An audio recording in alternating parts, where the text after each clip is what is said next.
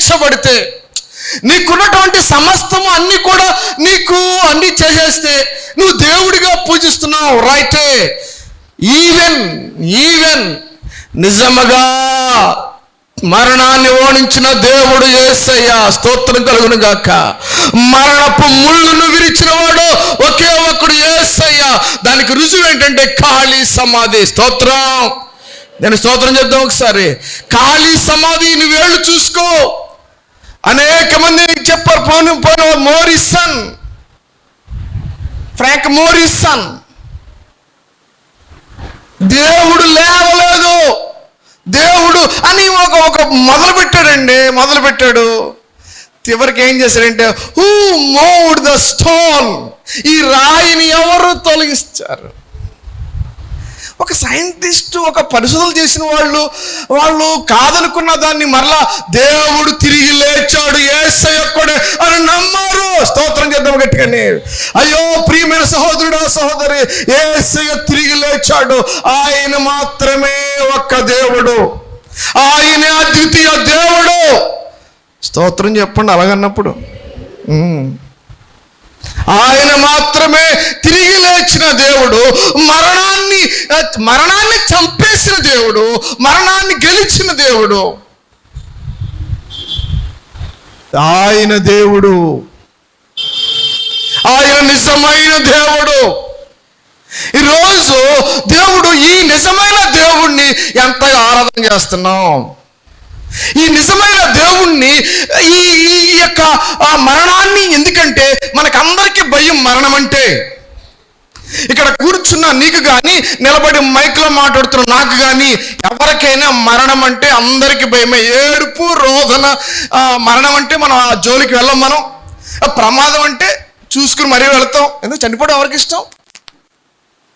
అది ప్రమాదం అంటే నువ్వు మరీ చూసుకుని వెళ్తావు. డేంజర్, రెడ్ వెలిగినప్పుడు ఆగిపోతావు, ప్రమాదం, చచ్చిపోతావు. కాబట్టి వ్యాధి వచ్చిందంటే భయపడతావు, ఆ వ్యాధి మరణానికి దారి చేస్తుందేమోనని. ఆ మరణాన్ని ఓడించిన వాడు యేసే ఒక్కడు మాత్రమే. స్తోత్రం చెప్తాం గట్టిగాని. ఆ మరణాన్ని ఓడించిన వాడు యేసే ఒక్క మాత్రమే. ఆయనే నిజమైన దేవుడు. ఆయన్ని ఈ రోజు మనంతా ఆరాధన చేయడానికి వచ్చాం. స్తోత్రం చెప్తాం గట్టిగాని. ఆయన ఆరాధన చేయడానికి వచ్చాం. అందుకే ఈ రోజున ఆరాధన. శనివారం జరగవలసిన ఈ ఆరాధన ఆదివారం ఎందుకు మారింది సార్? స్తోత్రం చెప్తాం. హల్లెలూయా. అసలు ఈ ఆరాధన ఎప్పుడు జరగాలండి అమ్మా? ఎప్పుడు జరగాలమ్మా ఆరాధన?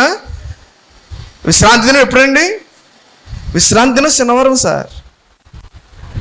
ఇంకా 7th డే చర్చిలు ఉన్నాయి సార్. ఏంటంటే వాళ్ళు 7వ రోజు అంతది, 7వ దేవుడు నిర్ణయించడని. ఆదివారం ఎందుకంటే ఆదివారాన్ని దేవుడు తిరిగి లేచాడు కాబట్టి, ఈరోజు పునరుత్థాన దినం కాబట్టి ఈరోజు మనం ఆరాధన చేస్తున్నాం. ఇంతకన్నా రుజువేంటి సార్?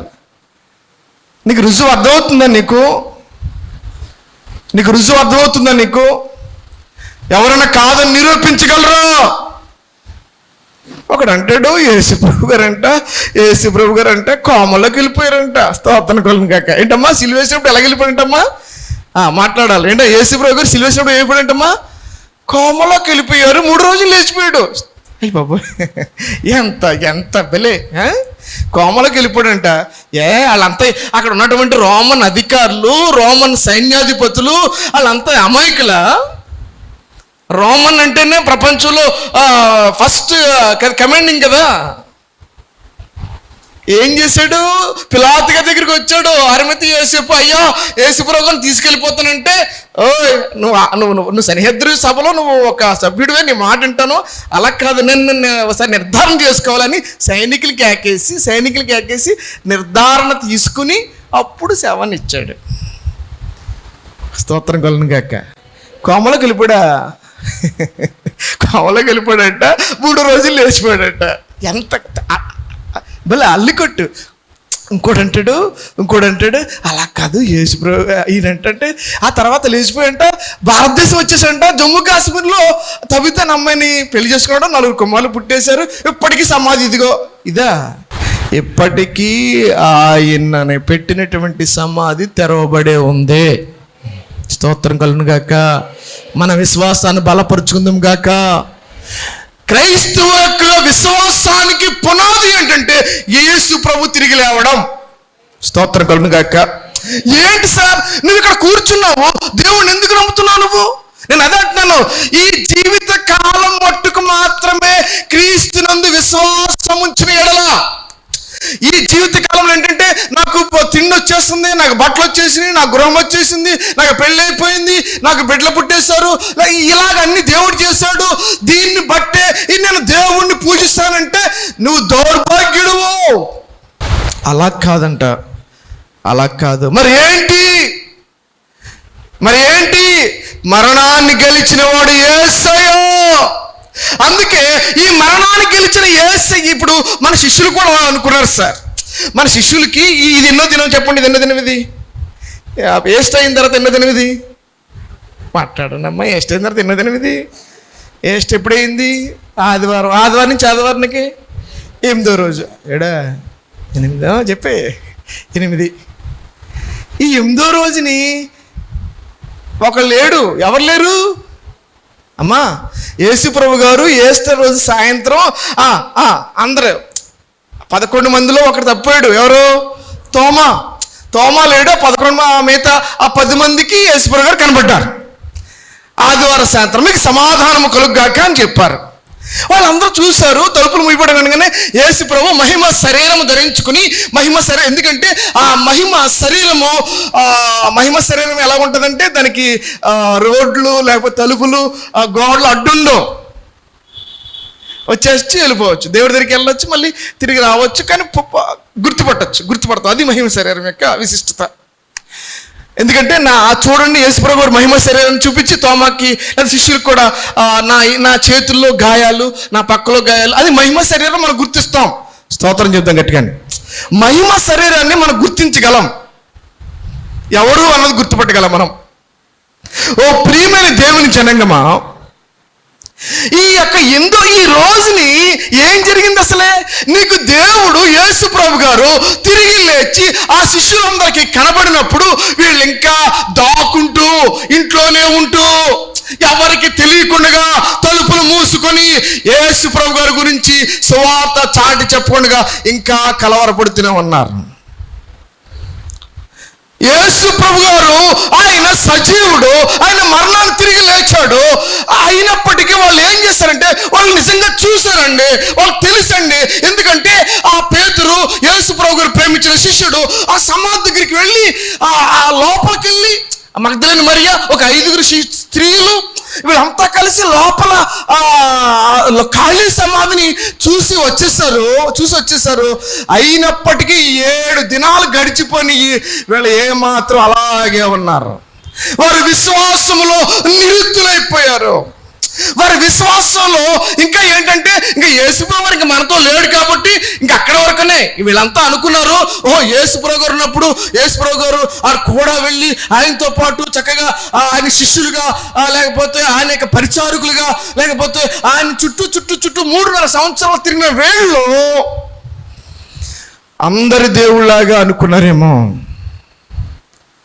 యేసు ప్రభు గారు తిరిగి లేచిన వార్త, ఎందుకంటే మా దేవుడు గొప్పవాడు, మా దేవుడు ఉన్నతమైన వాడు, మా దేవుడు అద్భుతాలే కాదు, మా దేవుడు కుష్ఠరోగులు బాగు చేయడమే కాదు, మా దేవుడు లేకపోతే అప్పులను తీర్చడమే కాదు, మా దేవుడు లేకపోతే చనిపోయిన లేపడమే కాదు, ఆయనే మరణాన్ని తిరిగి లేచిన దేవుడు అని అందరికీ చాటి చెప్పవలసిన అవసరం ఉంది కదా. స్తోత్రం చేద్దాం గట్టిగానే. కానీ వాళ్ళు ఎలా ఉన్నారంటే ఇంకా ఏంటంటే ఆ యొక్క విషయాలు తెలుసుకున్నారు, కానీ నిరుత్తులే అవిశ్వాసముగా ఉండి ఇంకా వాళ్ళ విశ్వాసం. అందుకే అంటాడు తోమాతోటి, అయ్యో తోమా కమ్ ఈ రోజున వచ్చేసాడండి యేసయ్య. యోహాను సువార్త తీయండి, లాస్ట్ అధ్యాయం. యోహాను సువార్త లాస్ట్ అధ్యాయం తీయండి ఒకసారి. ఏమన్నాడు? 27 యోహాను సువార్త 20:27. తరువాత తోమాను చూచి, నీ వ్రేలుడు చాచి నా చేతులు చూడము, నీ చెయ్యి చాచి నా ప్రక్కలో ఉంచి అవిశ్వాసివి కాక, అది అవిశ్వాసివి కాక, అందరం మాట్లాడదాం, ఏం కాక, గట్టిగా మాట్లాడారు, ఏం కాక, అవిశ్వాసివి కాక విశ్వాసులుగా ఉందాం. దేవుని స్తోత్రం చెప్దాం ఒకసారి. మనం అంతా ఎలా ఉండాలండి? అవిశ్వాసులుగా కాక. ఈ మాట ఎవరితో అన్నారంటే స్వయాన యేసుప్రభు శిష్యుడితో అన్న మాట ఇది. అంటే ఆయనకి అవిశ్వాసం. అంటే యేసుప్రభు గారిని అతను ఏంటంటే నేను చూస్తే కానీ నమ్మను, నేను నమ్మను. పోనీ అది అలా వదిలిపెట్టండి సార్. ఆ తర్వాత ఏం జరిగింది? ఆ తర్వాత కింద అధ్యాయంలో ఉంటుంది. ఆ తర్వాత కింద అధ్యాయంలో పేతురు గారు, తోమ, ఇంకొక 5 7 కలిసి మళ్ళీ ఏం చేశారండి? మళ్ళీ ఏం చేశారు? మాట్లాడాలి. మళ్ళీ ఏం చేశారు అంటాడు పేతురు అంటాడు. అంటే అంటే అర్థం ఏంటి సార్? వీళ్ళ కళ్ళు కానీ వీళ్ళ మనసులు కానీ ఇంకా తెరవబడలేదు. నేను ఇప్పుడు ఏం చేయాలి వీళ్ళంటే, మా యేసే గొప్పవాడు, మా యేసే గురించి నేను అందరికీ సువార్త చాటి చెప్పాలి. దేవునికి స్తోత్రం. నేను నమ్మిన దేవుడు గొప్పవాడు అన్నవాళ్ళు దేవుని స్తోత్రం చెప్పండి ఒకసారి. గట్టిగా దేవుని స్తోత్రం చెప్పండి. ఏం చెప్పారు మీరు? నేను నమ్మిన దేవుడు. ఎస్, మనం నమ్మిన దేవుడు గొప్పవాడు. ఇప్పుడు మనం ఏం చేయాలి మరి? ఆ వార్తను అందరికీ చెప్పాలా వద్దా? అందుకే కదా మరి పాంప్లెట్లు పంచిపెట్టింది, అందుకే కదా ఈ సువార్త సభలో. కానీ వీళ్ళు ఏం చేస్తున్నారంటే, ఈ శిష్యులు అంతా ఏం చేస్తున్నారంటే, వీళ్ళు మళ్ళా పనిలోకి వెళ్ళిపోతున్నారు. వాళ్ళ పన్ను పట్లకు వాళ్ళు వెళ్ళిపోతున్నారు. అయ్యో పేతురు గారు అంటారు, అయ్యో నేను వలపట్టుని వెళ్ళిపోతున్నాను, నేను వలపట్టుని వెళ్ళిపోతాను, నన్ను వల ఇచ్చేయండి, మీరు వస్తారా? రండి. మొత్తం 7 కలిసి వెళ్ళిపోయారండి.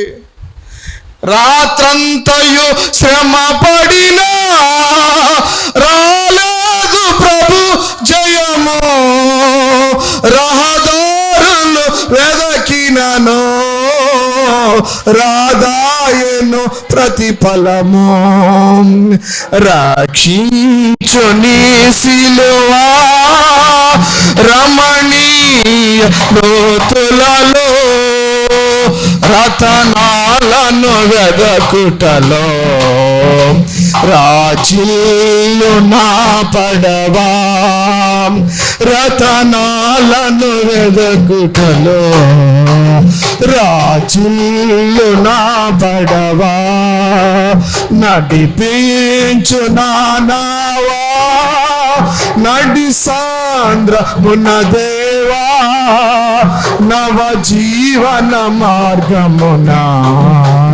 నా జన్మత. స్తోత్రం చెప్పండి గట్టిగానే. మా ప్రియమైన దేవుని జనగమా, యేసు ప్రభు నిజమైన దేవుడు అని తెలుసుకున్నావు. యేసు ప్రభు మరణాన్ని ఓడించి తిరిగి లేచిన దేవుడు అని నమ్మావు. ఇప్పుడు నువ్వు నేను ఏం చేయాలంటే ఆ వార్తని సకల జనులందరికీ తెలియజేయాలి. స్తోత్రం కలుగును గాక. అందుకే 26, 27, 28 తారీఖులను దేవుడు అభిషేకించాడు. అందుకే ఆ డేట్లను దేవుడు మన కొరకు అనుగ్రహించాడు. ఈ వార్త నువ్వు నేను చెప్పుదుము. ఆమేన్. ఇప్పుడు ఈ శిష్యులు ఈ విధంగా ఉన్నారండి. నేను ఒకరు అడుగుతాను. ఇప్పుడు మనం అనుకున్నామే ఈ జీవిత కాలం మట్టుకే అది ఎవరు రాశారు, ఎవరు చెప్పారని మనకి ఇది మాట్లాడాలి. మాట్లాడు. ఎవరు చెప్పారమ్మా? పౌలు అనండి ఒకసారి. అందరూ మాట్లాడండి. పౌలు గారు దగ్గరికి మనం వద్దాం ఒకసారి. పౌలు గారు ఏంటి సార్ మీరు చెప్పిన స్టేట్మెంట్, మీరు అనుభవంలో చెప్పినటువంటి ఈ వాక్యం చాలా ఓకే. ఈ జీవిత కాలం మట్టుకే క్రీస్తుని అందు నిరీక్షించిన యెడల మనం మనుషులందరికంటే దౌర్భాగ్యం అన్నారు కదా. మరి ఏం చేయాలి సార్? మరి ఏంటి సార్? ఈ జీవిత కాలము తరువాత ఎవరైతే క్రీస్తు నమ్ముకుంటారో వాళ్ళంతా కూడా తిరిగి లేస్తారు. స్తోత్రం చెప్పమ్మా. ఇంకెంతగానే ఏం కావాలి? ధన్యత, వరం. ఇప్పుడు అదే అడిగాను నేను. ఇంతకీ ఏంటంటే, ఈ దేవుడు చనిపోయాడు తిరిగి లేవలేదు, ఈ దేవుడు చనిపోయాడు తిరిగి లేవలేదు, ఈ దేవుడు చనిపోయాడు తిరిగి లేచాడు. వీళ్ళు అనుకుంటున్నారు, జాగ్రత్తగా ఎవరండి, వీళ్ళు అనుకుంటున్నారు ద రీకార్నేషన్ అంటే వీడు మంచి పని చేస్తే ఇంకొకలాగా పడతాడు, చెడ్డ పని చేస్తే మాట్లాడరే, మంచి పని చేస్తే నందిగా పడతాడంట, చెడ్డ పని చేస్తే పందిగా పడతాడంట. అమ్మా, పునర్జన్మ. వీళ్ళు అంటున్నారు, వీళ్ళు అనుకుంటున్నారు మళ్ళీ పుడతారు. ఎక్కడన్నా ఉందా అది? నువ్వు ఎవరు చెప్పు, ముందు జన్మ ఎవరు చెప్పండి. అడే క్వశ్చన్ నిన్నే. నువ్వు ముందు జన్మలో ఎవరో నువ్వు చెప్పు. నువ్వు తర్వాత జన్మలో ఏమవుతావు నువ్వు చెప్పాలి. నువ్వు క్వశ్చన్ అర్థమవుతుందా? నువ్వు ముందు జన్మలో ఒక మంచి పని లేకపోతే ఏదో చేస్తుంటే అలా పుట్టో, చెడు పని చేస్తే లేకపోతే కుక్క పంది అయిపోతావా, లేకపోతే నందులు అయిపోతారా? ఎక్కడుంది ఇది? ఎక్కడ ఉందా అసలే? చరిత్ర ఎక్కడ చెప్తుందా? సైన్స్ ఏమో మాట్లాడుతున్న పొందని కోసం. దేవుని స్తోత్రం చెప్దాం. ఒకే ఒక దేవుడు ఏం చెప్తున్నాడో తెలుసా? ఒకే ఒక దేవుడు యేసయ్య ఏం చెప్తున్నాడో తెలుసా? చనిపోయిన వారు తిరిగి పుట్టడం కాదు, మరలా తిరిగి లేస్తారు. స్తోత్రం చెప్దాం గట్టిగా. స్తోత్రం చెప్పు ఒకసారి. మరలా తిరిగి చనిపోయిన నీవు మరలా తిరిగి లేచుదముగాక. గట్టిగా దేవుని స్తోత్రం చెప్పండి. రెండు చేతుల పైకి దేవుని స్తోత్రం చెప్పండి. మనం అంతా ఏం చేయాలంటండి? చెప్పండి. మనం అంతా ఏం చేయాలి? చనిపోయిన మనం అంతా ఏం చేయాలి? తిరిగి లేస్తాము అన్న వాళ్ళు మాత్రం దేవుని స్తోత్రం చెప్పండి. లేకపోతే వెళ్ళిపోవచ్చు ఇక్కడి నుంచి. ఎందుకు మరి వేస్ట్ కదా. ఇప్పుడు ఆ దేవుళ్ళు ఈ దేవుళ్ళు మరి ఇంకా సమానం అయిపోతారు కదండి. ఇంకా అందరు సమానం అయిపోతే ఇంకెందుకు మన అదే తేడా. మనకి వాళ్ళకి తేడా, మనకి వాళ్ళకి తేడా ఏంటి? అదే అంటున్నాడు. ఈ జీవితకాలం మాత్రమే కాదు సార్, ఈ జీవితకాలం మాత్రమే నమ్ముకోవడం కాదు సార్. మనం ఈ జీవితకాలం చనిపోయిన తర్వాత అసలు రాజ్యం ఉంది. స్తోత్రం కలుగును గాక. అసలు రాజ్యం ఉంది, అదే పరలోక రాజ్యం. స్తోత్రం. హల్లెలూయా. చెత్తగట్టిన హల్లెలూయా. అయితే ఒక రెండు విషయాలు చెప్పి నేను ముగించేస్తాను. ఎందుకంటే ఇప్పుడు ఇంతగా రాశాడు కదా ఈయన. ఇప్పుడు నేను పరలోక రాజ్యానికి వెళ్ళాలంటే, ఆ రాజ్యానికి వెళ్ళాలంటే పౌలు గారు మీరు ఏం చెప్తారు? 2 మాటలు చెప్పండి సార్. తీయండి రోమాపత్రిక 6వ అధ్యాయము. తీయండి, అందరు బైబిల్ తీయండి. రోమపత్రిక 6వ అధ్యాయము. ఏంటి సార్ మరి నేను వెళ్ళాలి, ఆ రాజ్యానికి నేను వెళ్ళాలి ఏంటి సార్ అంటే, రోమపత్రికలో ఆయన చాలా వివరంగా చక్కగా ఆయన ఒక మాట రాశాడండి.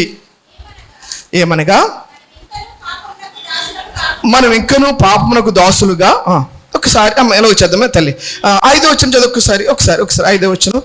మరియు ఆయన మరణము యొక్క సాదృశ్యమందు ఆయనతో ఐక్యము గలవారమని ఎడల, ఆయన పునరుత్థానం యొక్క సాదృశ్యమందును ఆయనతో ఐక్యము గలవారమే ఇందుమో. అందరి మాట చెప్పండి ఒకసారి అమ్మా. చాలా వెరీ వెరీ వెరీ వెరీ చాలా ప్రాముఖ్యమైన మాట. అందరు చదవండి ఒకసారి, మళ్ళీ చదవండి ఒకసారి. మరియు ఆయన మరణము యొక్క మాట్లాడుతున్నామా, మరణము యొక్క సాదృశ్యమందు ఆయనతో ఐక్యము గలవారమైన ఎడల, ఆయన పునరుత్థానం యొక్క సాదృశ్యమందును ఆయనతో ఐక్యము గలవారమై ఇందుము. దేవుని స్తోత్రం చెప్పండి ఒకసారి. ఈ మాటలు అర్థం చేసుకోవాలంటే ఒక టైం పడుతుంది, కానీ ఒక 2 నిమిషాలు చెప్తాను. మనం ఎవరితో ఐక్యం అవ్వాలి? మనం అంతా అనుకుంటున్నాం పునరుత్థానములో ఆయనతో ఐక్యముగా ఉండాలని. స్తోత్రం కలుగును గాక. పునరుత్థానములో ఆయనతో పాటు మనం అంతా ఐక్యంగా ఉండాలంటే ఏంటంటే, ఆయన మరణ సాదృశ్యమందును మనం ఏం చేయాలంటండి? ఐక్యం అవ్వాలి. స్తోత్రం కలుగును గాక. ఎక్కడ ఐక్యం అవ్వాలి?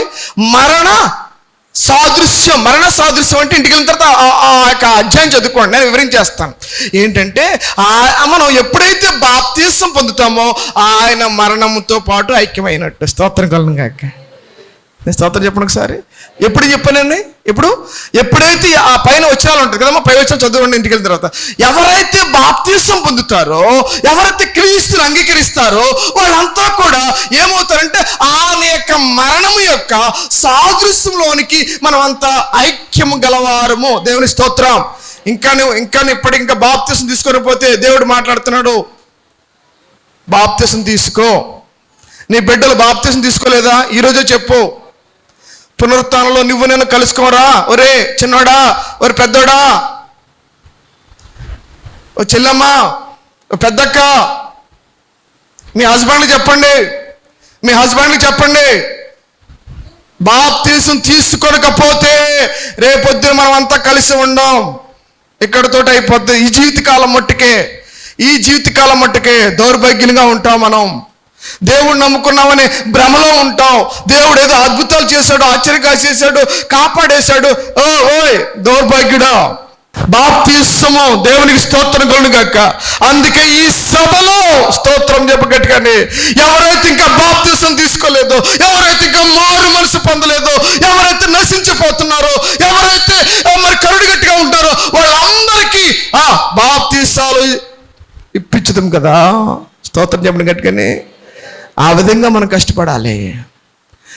ఓకే, బాప్తిసం పొందిన నీవు నేను ఏంటంటే ఎప్పుడైతే మనం ఈ బాప్తిసం పొందామో, మనం ఏంటంటే చచ్చిపోవాలి. స్తోత్రం కలుగును గాక. అమ్మ ఏం చేయాలమ్మా? మన పాపముల విషయమై యేసు ప్రభు ఏ విధంగా అయితే మన కోసం చనిపోయాడో, అందుకే మరణము యొక్క సాదృశ్యములో ఐక్యము. అమ్మ ఏంటమ్మా? మరణము యొక్క సాదృశ్యములో ఐక్యం అవ్వాలి. ఏంటంటే యేసయ్య నా పాపాల కొరకు చనిపోయాడు కాబట్టి నా పాపాలను నేను చంపేస్తున్నాను. ఆమేన్. వాళ్ళకి ఆ యొక్క పునరుత్థానం యొక్క సాదృశ్యంలో దేవునితో ఐక్యముగా ఉందురుగాక. అర్థమైందండి? అర్థమవుతుందా? ఎప్పుడు మరణం యొక్క సాదృశ్యంలో ఆయనతో ఐక్యం అవ్వాలి. దేనితో ఐక్యం అవ్వాలంటే ఆయనతో ఐక్యం అవ్వాలి. ఎందుకంటే మన యొక్క ప్రాచీన స్వభావాన్ని మనం చంపేయాలి. అది మరణం. మరణం ఏంటంటే అక్కడ ఎలా ఐక్యం అవ్వాలంటే నా పాపపు స్వభావాన్ని నేను చంపేసుకుంటున్నాను నాయన, నా యొక్క త్రాగుడు స్వభావాన్ని నేను చంపేసుకుంటున్నాను, నా అబద్ధపు స్వభావాన్ని నేను చంపేసుకుంటున్నాను, నా యొక్క పనికి మాలిన చాటింగ్ స్వభావాన్ని నేను చంపేసుకుంటున్నాను. నేను నీతో ఐక్యమవుతానయ్యా, నేను నీతో గడుపుతానయ్యా, నేను నీతో సహవాసం చేస్తానయ్యా, నేను నీతో యేసుతో టీవీగాను పోదమా కదండి. అలాగా యేసుతో దేవుని స్తోత్రం దగ్గర చెప్పండి ఏంటండి. హల్లెలూయా. దేనితో ఐక్యం అవ్వాలి మనం? మరణం యొక్క సాదృశ్యముతో ఆయనతో పాటు ఐక్యముగా నడిస్తే పునరుత్థానంలో ఆయనతో పాటు ఐక్యంగా ఉంటాం. అనగా మన పాపాలు, మన యొక్క మోహపు చూపులు, మన యొక్క పాపపు శరీరం. ఆ కింద చాలా బలి రాసిరండి, కింద చదవండి. పాపం వలన వచ్చి జీతము మరణము, అయితే దేవుని కృపావరము మనకి నిత్య జీవం. కాబట్టి ఈ శరీరాన్ని మనం ఏం చేయాలంటే ఈ పాపపు శరీరాన్ని చంపేసుకోవాలి, ఈ పాపపు కోరికల్ని చంపేసుకోవాలి, ఈ పాపపు చూపుని చంపేసుకోవాలి, ఈ అబద్ధపు మాటలు, ఈ కొండపు మాటలు ఇది చంపేసుకోవాలి. అప్పుడే మనం అంతా కూడా పునరుత్థానంలో ఆయనతో ఐక్యముగా ఉందుముగాక. అదొక మాట. రెండో మాట చెప్పి నేను ముగించేస్తాను. పిలుపు రాసిన పత్రిక 2వ మాట 3వ అధ్యాయము 10వ వచనం ఉంచదు. ఏ విధము చేతనైనను, అమ్మా ఏ విధ అంటున్నాడు పౌలు గారు అంటున్నారు. 2వ మాట ఏంటంటే నేను ఎలాగైనా సరే మృతుల్లో నుండి పునరుత్థానం కలగవాలని చదువు. ఆయన మరణ విషయంలో సమాన అనుభవం గలవాడనై, అది నేను ఆయన పునరుత్థాన బలము ఎరుగు నిమిత్తము, మరి రెండోసారి ఆయన పునరుత్థాన బలము ఎరుగు నిమిత్తము, మూడవసారి ఆయన పునరుత్థాన బలము ఎరుగు నిమిత్తం ఏం చేశాడు ఆయన? చదువమ్మా, ఏం చేశాడు? ఆయన శ్రమలలో పాలుగొనటకు ఎట్టిదో అది సమస్తమును నష్టపరుచుకుని వాటిని పెంటగా ఎంచుకొనిచున్నాను. దేవుని స్తోత్రం చేద్దామండి ఒకసారి. దేవుని స్తోత్రం చెప్పండి ఒకసారి. అమ్మ పౌలు గారు అంటున్నాడు, నేను సమస్తాన్ని ఎలా ఎంచుకున్నానమ్మా? మాట్లాడాలి. ఏం చేయాలమ్మా? గట్టిగా మాట్లాడండి ఒకసారి. సమస్తాన్ని ఎందుకు? పౌలు గారిని అడిగాం మనం. పునరుత్థానం కలవాలంటే ఏం చేయాలంటే ఆయన అన్న మాటలు ఏంటంటే నేను సమస్తాన్ని పెంటగా నాకేం తక్కువ? పౌలు గారికి ఏం తక్కువ? గొప్ప విద్వాంసుడే, గొప్ప వంశంలో పుట్టేవాడే, హెబ్రీయుడు, బెన్యామీను గోత్రికుడు, ఇజ్రాయేల్ వాడు, మహాపండితుడు. ఆయన అంటున్నాడు, నేను నాకున్నదంతా కూడా సమస్తాన్ని పెంటగా ఎంచుకొనిచున్నాను. స్తోత్రం కలుగును గాక. అయ్యో ఇదంతా నాకు పెంట, ఇది నా పెంటతో సమానం. నా అధికారమా పెంట, నా ఉద్యోగమా పెంట, నాకు ఉన్నటువంటి ఆస్తుపాస్తుల పెంటతో సమానంగా ఉంచున్నాను. మరి ఇంకోటి అంటాడు తెలుసా?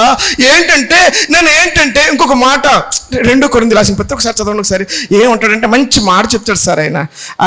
ఆ మాట చెప్పి మనం ముగించుకుందాం. 2 కొరింథీయులకు రాసిన పత్రికలో 12వ అధ్యాయము తీయం ఒకసారి.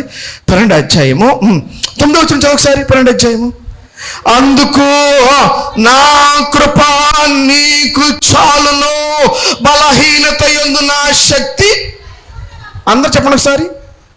అందుకు నా కృప నీకు చాలును బలహీనత యందు నా శక్తి. ఏంటండి సార్, బలహీనతల యందు నా శక్తి. నా శక్తి అంటే అక్కడ ఏంటంటే పునరుత్థానపు శక్తి ఏమవుతుందంట, పరిపూర్ణమవుతుందంట. స్తోత్రం చెప్పండి ఒకసారి. అనుకుంటున్నావు కదా నువ్వు మధ్యాహ్న సమయంలో, నేను గొప్ప దేవుడు నమ్ముకున్నాను, నా దేవుడు గొప్పవాడు, నాకు ఇంకా ఈ రోగం తగ్గట్లేదు అనుకుంటున్నావు కదా. పౌలు గారు కూడా అంటున్నాడు, అయ్యా నాకు కూడా ఒక ముళ్ళు ఉంది, నాకు కూడా నా యొక్క శరీరంలో ఒక ముళ్ళు ఉంది. ఎందుకంటే ఆ ముళ్ళు ఎందుకంటే నీకు పునరుత్థాన శక్తిని ఏం చేస్తుందంటండి, పరిపూర్ణం చేయడం కోసం. దేవుని స్తోత్రం చేద్దాం గట్టిగానే.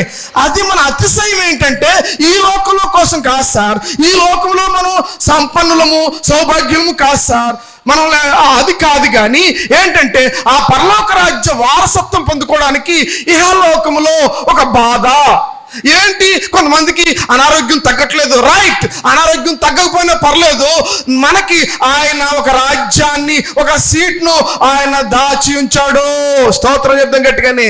పౌలు గారు అంటున్నారు, సార్ ఇదంతా నాకు పెంట, ఎందుకంటే నాకు తెలుసు, నేను ఎన్నో ముందు అధ్యాయం అంటాడు, నేను ఆ రాజ్యాన్ని పొందుకోవడం కొరకు, ఆ రాజ్యంలో అర్హత పొందడం కొరకు అనేక సార్లు దెబ్బలు తిన్నాను.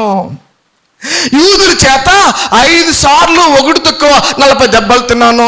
ఒకసారి రాళ్ళతో కొట్టబడ్డాను, ఒకసారి నదుల ఆపదలో, ఒకసారి అన్యుల ఆపదలో, ఒకసారి సముద్రంలో ఆపద, ఒకసారి భయంకరమైన ఆపదలు పడ్డాను.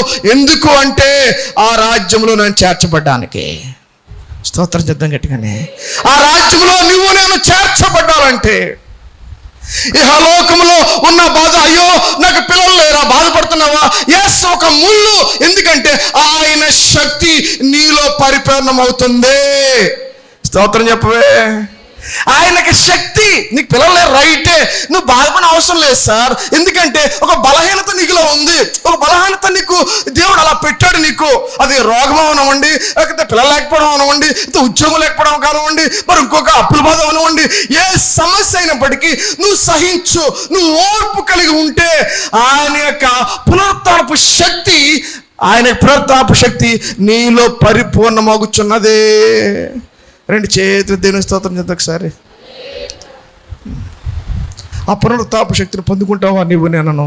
అంత లేచి నిలబడదాం.